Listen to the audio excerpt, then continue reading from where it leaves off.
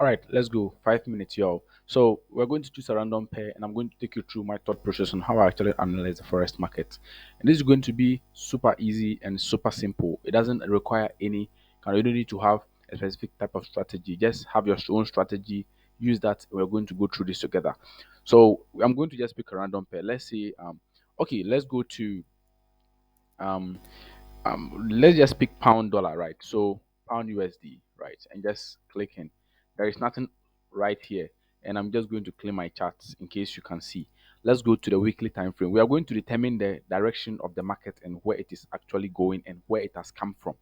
So looking at that, you can always do this once a week, right? And specifically that one on the higher time frame, you don't even need SMC to do that. You can just do and take look at your key levels. Okay, fine.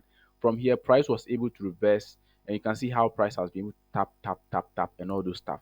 Look at this place too, the same way, right? You can just look at them this way. It depends on how you want to look at it, right? I'm doing this because I'm using only like just anyhow. I'm just analyzing it the way I think it should be done. So you don't need to spend hours and hours on your forex chart. When you open your computer, this is what you're going to see. So now I have a key level here. I have a key level here. This is it. Now when you look at SMC standpoint, you can actually see that we have price. Price came down from this direction, went up, took liquidity, came back down, took liquidity all over here, went back up. Now tapped into this particular area.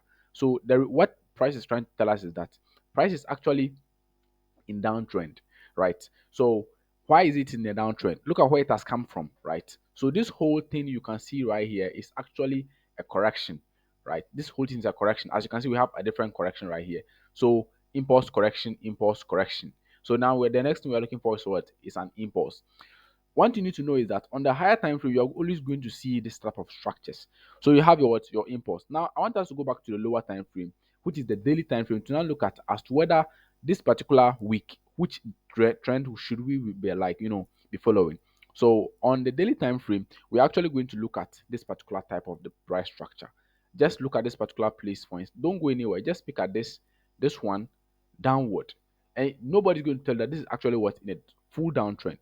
So you're asking yourself, this as this trend is going down, is it like by chance, is there any way that there is an obstacle on its way? What is the obstacle? You are looking at this particular one right here. Now you're looking at your left. So you're saying, okay, fine, this is the obstacle you are seeing, right? So this obstacle is what you are seeing. Now the obstacle is in two ways. Either it's going to go what? Down, break it and go down, or go up. So in your standpoint, you are seeing that when it reaches that obstacle, you are buying. Now let's go to the 4 hour time frame. That's where the 4 hour time frame kicks in. You can't just take trace on the daily time frame. So when you come to the 4 hour time frame, you can say, okay, fine. Price actually tapped into this particular area once, and we are looking at a pullback. So now that it has been tapped, you know that anything that is being mitigated is it's no more going to hold. Hence, it is going to what? Break the structure. That is what you are looking at. And already it has happened multiple times. One, two, three, right? Now you're looking at another pullback. Now you're looking for the next direction.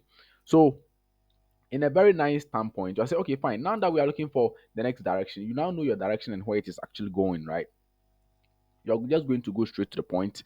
Be like, okay, fine. So now I have this. Let's now go back to the 1 hour, or most importantly, the 15 minutes, right? Most of us, like me, I'll go to the 15 minutes. So I already know where the poor price is. I'm saying, okay, fine. Now I know the direction of the market. On the 15 minutes, which direction am I in? You're always checking for the direction of each market. You don't want to go beyond that. You're just looking at each market and how it is actually going to be done. So on the 15 minutes, or if it is on the 1 hour you trade, you are saying, okay, fine, I have a break of structure right here, and price took it from this particular place. Price came down. Now, this particular place is forming a correction. What do I want to look at? I want to see a particular move back. And this is the obstacle I'm going to look at for to take. This is the obstacle I'm going to look at. That is all. Now, all you need to do is what? Sit down and wait for your trade to come back, and you are prepared to take the trade. Peace.